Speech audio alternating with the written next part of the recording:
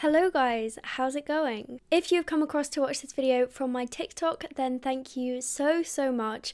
You guys always seem to really enjoy my mini story time and get ready with me videos on my TikTok, so I thought why not film a longer, more sort of in-depth story time for you guys on my YouTube. If you are someone who has come across this video from elsewhere, then I really hope that you enjoy it. Make sure to let me know what you thought down in the comments, and all the products and everything that I use in this video along with my socials and PO box address will be in the description, so make sure to check that out as well. So yeah, with that, let's get into the story. Moving from a small town to a big city at a fairly young age had to have been one of the biggest adjustments I'd ever had to make. I had no idea how different it really was, as I'd had no reason to think about it before we had to move. Not only was the living much different, but so were the people and the experiences. There were so many buildings, cars and people, and the dangers that lurked within the city were only just becoming apparent to me. I had always had strange things happen to me that couldn't be explained, but I would always shrug them off, and I would just play it off as if I was tired most times I saw something that wasn't there. And besides, I had no one to talk to about these strange encounters because I was just a young teenage boy. No one was going to believe the outrageous things I came up with. I came from a very religious church-going family who believed that the Lord protects us from all evil, and they just wouldn't accept such nonsense. It took me a while to settle in the city, and I spent a long time being an angry teenager and rebelling against my parents. I was mainly angry at them for making me leave my friends behind when we moved.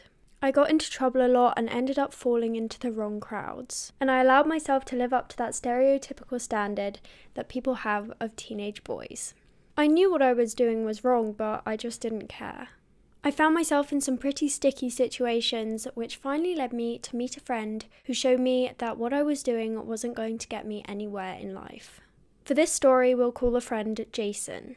Jason was quite a bit older than I was. He was, I'd say, 12 years older than I was, and I was about 13 at the time. He had moved into the flat below our apartment with a friend my parents knew, and we met while helping his friend move furniture in and out of his apartment. Fast forward some time, Jason and I became close friends. I guess it was odd to see myself as friends with someone so much older than me, but for some reason at the time it worked.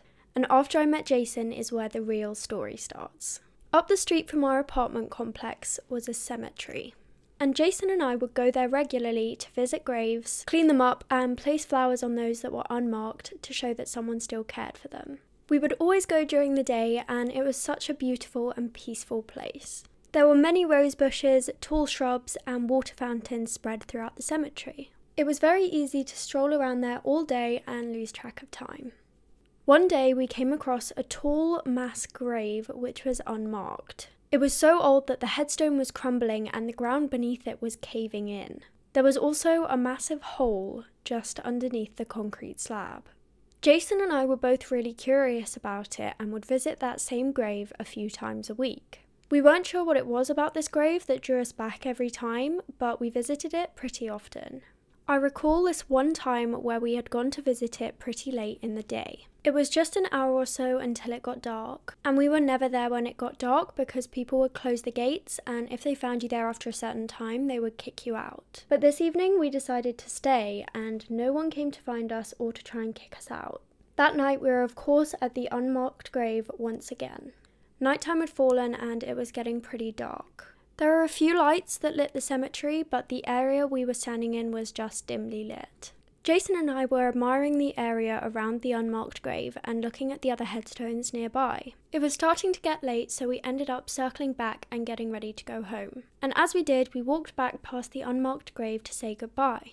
I remember standing on the side of the grave where the hole was and thinking to myself, how could they not have fixed this, and how far down does this hole go?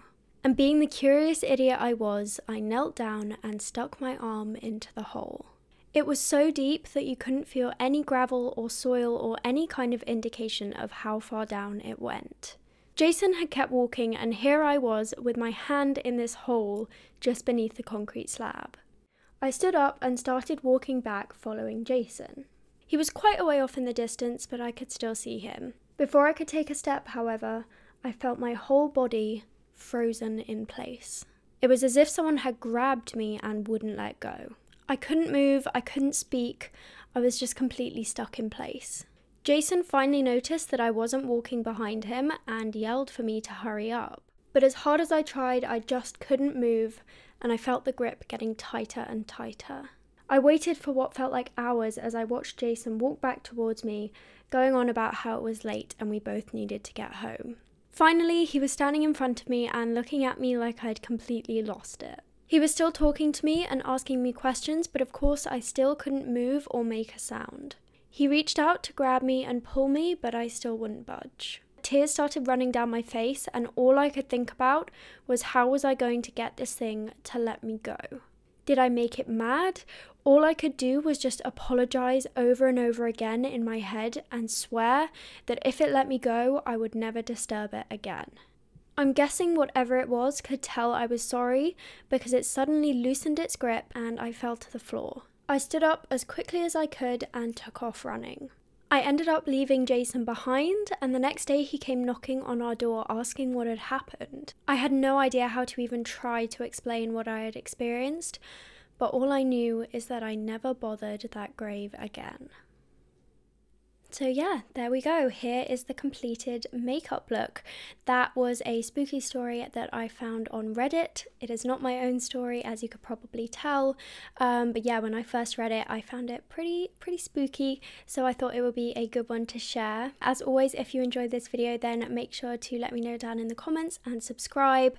As I said at the beginning, all the products and everything that I used will be in the description. So check that out as well. And I hope I will see you in the next video. Bye!